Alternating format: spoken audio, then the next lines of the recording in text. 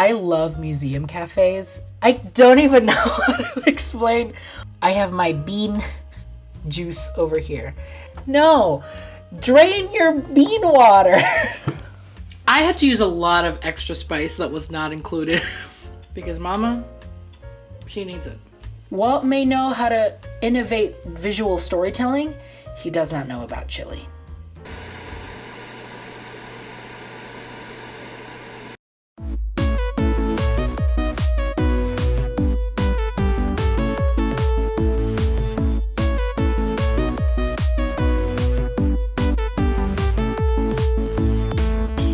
After moving to Orlando, I discovered my love for theme park food. I can't get enough of it. So, I figured it was finally time to fulfill my childhood dreams of being a TV chef.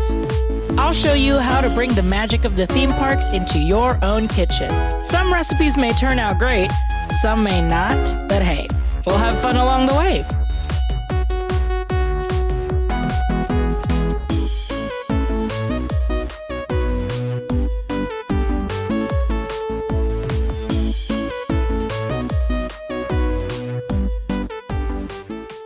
Hi everyone, welcome back to another episode of Food Rocks. It's me, RJ, back for another episode. Today, we will be celebrating a very special birthday. Walt Disney's birthday is December 5th, so by the time this episode comes out, it'll be the next day. So, advanced happy birthday to you, Walt. Today, just for you, Walt, because it's your birthday, we are making you a very special episode. Today, I am making Walt's chili. Yes, Walt loves... Okay, I was about to say Walt loves chili. I think Walt loves this specific chili.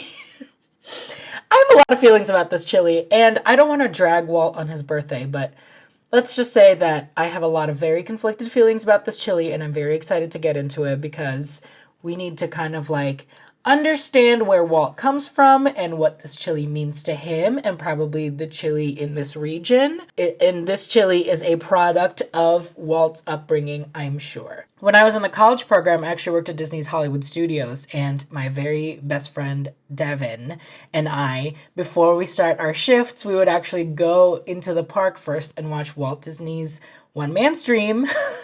And we would watch that. We would walk through the thing, and then we would watch the video, and we would use that to like invigorate ourselves to be like, yes, I feel so inspired by Walt's story and Walt's passion that I can tell people where to park their car. I know that Walt suffered one heck of a breakdown. I know that.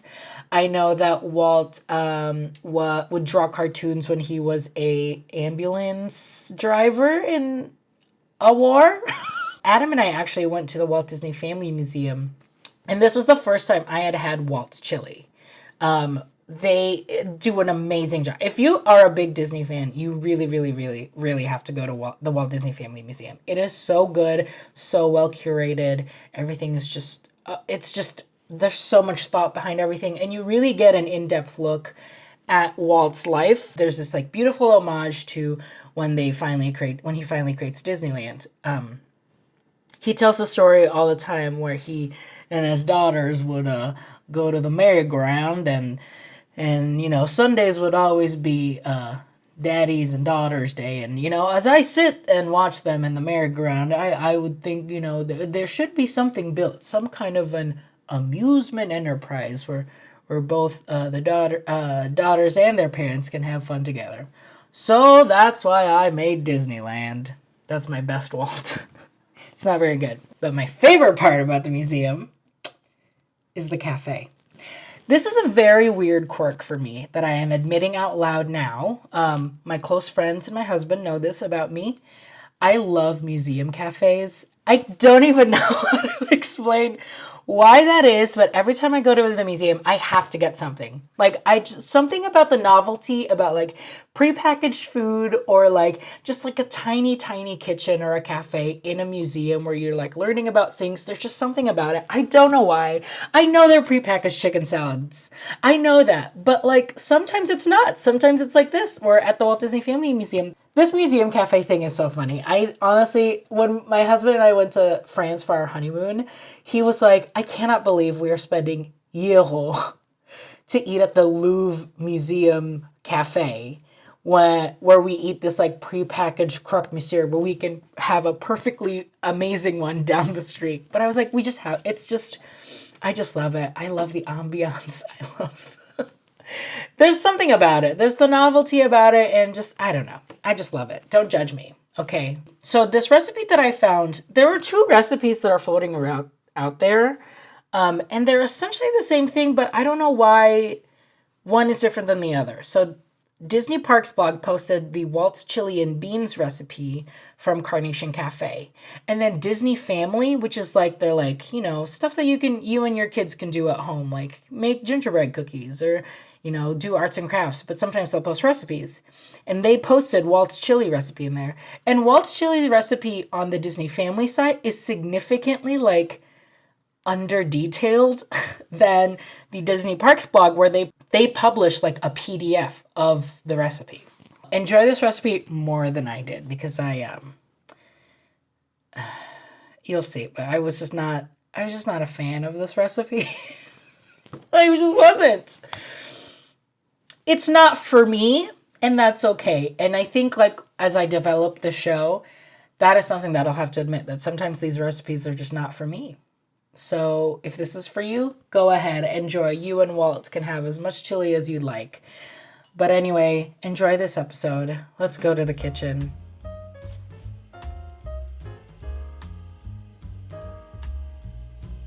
Okay, so the first step you're going to do is get your pinto beans ready.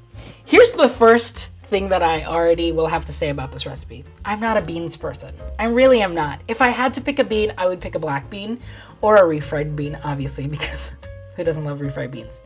But I'm really not a bean person. But I was like, let me make this like really traditional and like, pull out my crock pot and actually make this from the very scratch. So these are pinto beans from a bag that I have soaked in water overnight. I have never done that before. I am never doing that again. Not only are these beans like smashed in like what's hydrated and what's not, it didn't really work for the crock pot situation. So I would suggest, if you are making this recipe, don't do that. Just go use a canned pinto bean. Use like 2 cans of pinto beans, wash them, rinse them, get all of that bean juice gunk out, and then use that if you're doing the crock pot version, which I think like that was really, as soon as that started and the pinto bean issue became such an issue, I was like, oh, this isn't going to work out well. So just use can and it'll save you a lot of time. So to this, I am going to add a small onion, diced, into the crock pot. To this, I'm also adding some beef stock, and this is the initial cook for the beans. If you're doing this on the stove and you follow this recipe, it's like you simmer it for like a while. So this is the first discrepancy already. Initially, I was following the Disney Family recipe, and it said cook your beans for like 2 to 3 hours first. So I was like, okay, sure. So I had the beans, the beef broth, and the onions cooking on the crock pot, and then on the stove, while waiting for the beans to cook, I was getting ready to saute my meat. So I am using stew meat here, which was a really cool idea. I guess I never thought about using like actual stew meat chunks in a chili, because you would just assume you would just use ground. But I was like, why not? So maybe that's something that I will take from this recipe for future chili recipes, is using chunks of meat incorporated with the ground meat that you're also going to use. So once you have this meat cooked and sauteed, you're going to saute some of your vegetables. I'm using a green bell pepper here, some onion. I actually used shallots because I was like, I used a whole onion. I don't want to cut another onion for this. So I had a shallot.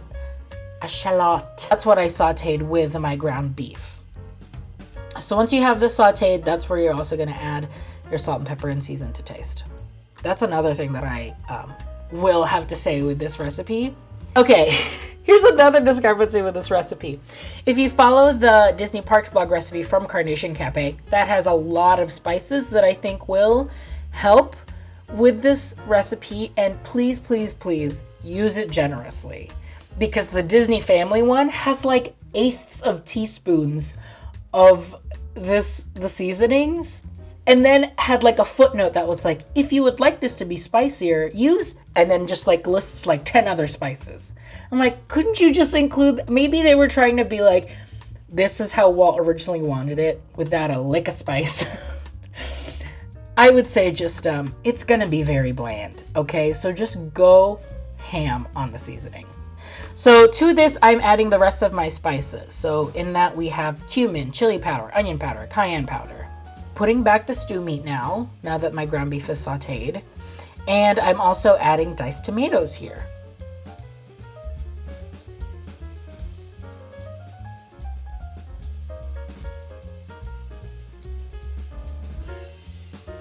And now I'm using tomato paste. I'm using a can of tomato paste here, and this will help thicken up your chili when you put it back in the crock pot.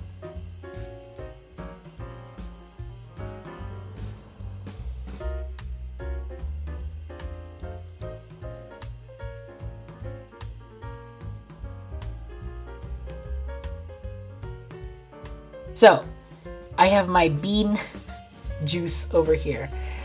This is again already another thing that I should have.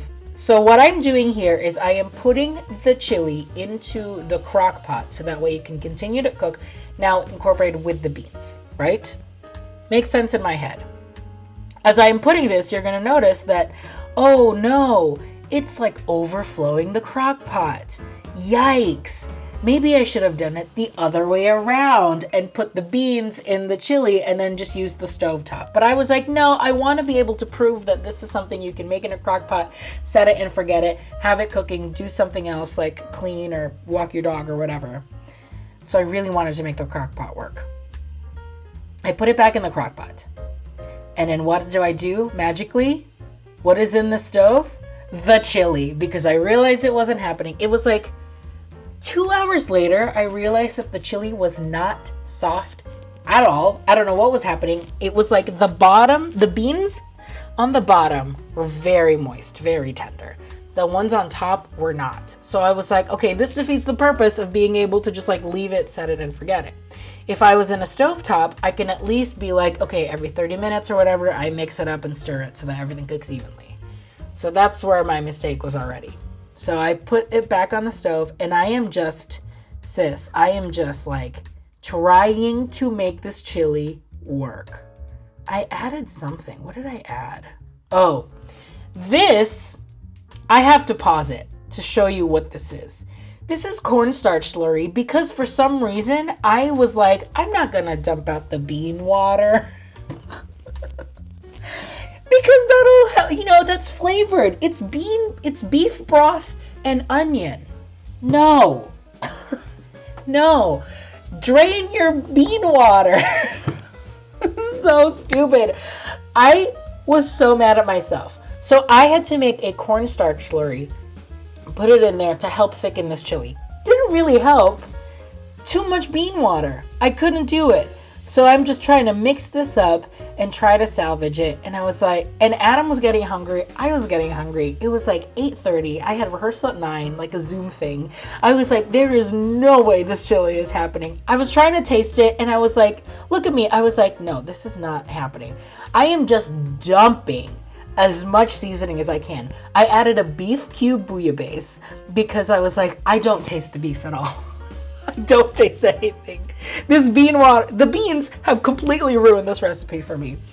So I added the beef, and then I have this like homemade mix of onion soup mix, which is basically just like minced onion, beef bouillabaisse, garlic powder, black pepper, like freshly ground. Just like I was like, just anything to help with this, like anything at all, just anything to help this chili. You guys, I'm not gonna take this against Walt. This is not Walt's fault. This is because he grew up in Missouri, Marceline, Missouri, and for him this was probably very spicy and very flavorful already. But we know it's not. So, I mean, go ahead and make this recipe. Let me know what you think and see how you do, because I had to do a lot of doctoring and trying things out. whatever. Enjoy Walt's chili. Here's the finished product. I'm topping it off with some diced onions, some cheddar cheese, tomatoes, and a dollop of daisy. A dollop. And there you go. There is Walt's chili. Enjoy.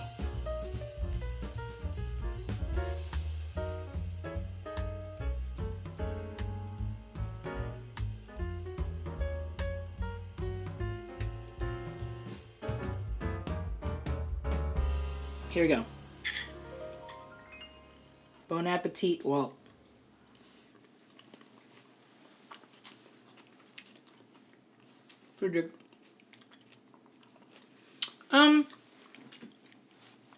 It's not bad. I had to use a lot of extra spice that was not included in the recipe. I also am not that big of a bean person, but it's very hearty. I feel nourished. I feel like I am, I feel like I'm filling up. So I would say if you want to make a chili recipe, go ahead and make this. Use canned beans, and use a lot more spice than what's on the recipe. Like, really go ham on it. Just like go for it. I probably use like 4 times the amount of salt and spice on it. But I am excited about this like stew meat and ground meat combination.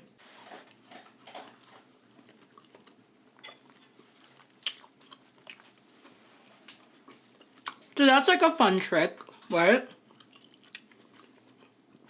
To make it extra meaty and to like make a regular chili like feel more hearty.